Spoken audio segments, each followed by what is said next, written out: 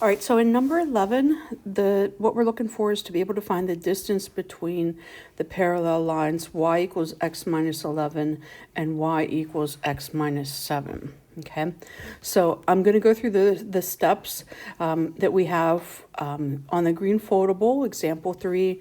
There are 3 steps. So step 1 says that we want to write an equation of a line through the y-intercept of one of the given lines and perpendicular to that same line. So I'm going to look at this line right here, which is y equals x minus 11.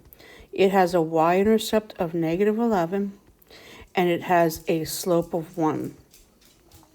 So I'm going to use this y-intercept, but I'm going to use the perpendicular slope of negative 1 and write the equation of the line as y equals negative x minus 11.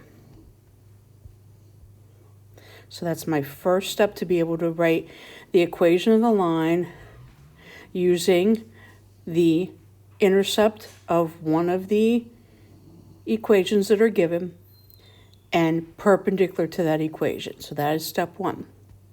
Step 2.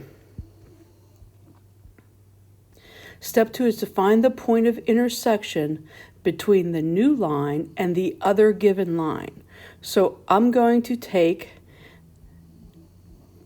the new line that I wrote, negative x minus 11, and the other given line, which is y equals x minus 7. And I'm going to find the point of intersection by setting up a system and solving it. So since these are both in y equals, I'm then able to say that x minus 7 would equal negative x minus 11. So I'm going to bring this x over. It's going to give me 2x. I'm going to add this 7.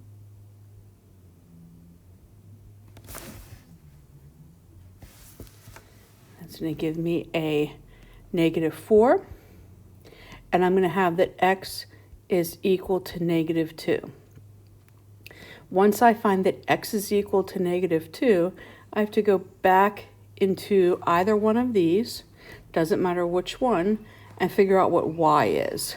And so if I put it into this one, negative x minus 11, if x is negative 2, the opposite of negative 2 minus 11 is going to give us a negative 9.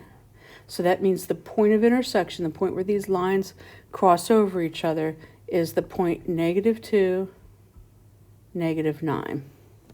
So in step 2, just to recap, we took the equation from step 1 and the original equation that we had yet used, and we solved a system to find the point of intersection.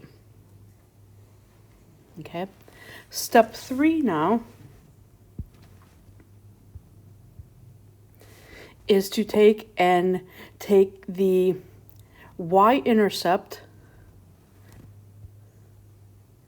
that we used to write our equation in step 1 and our point of intersection that we found here in step 2,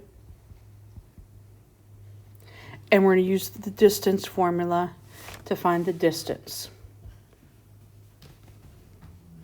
So difference in the x values squared,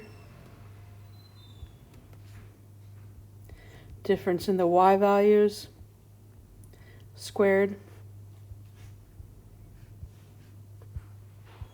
and so we end up with the square root of 8, which we know is 4 times 2, which ends up being 2 radical 2, which gives us choice D for the answer.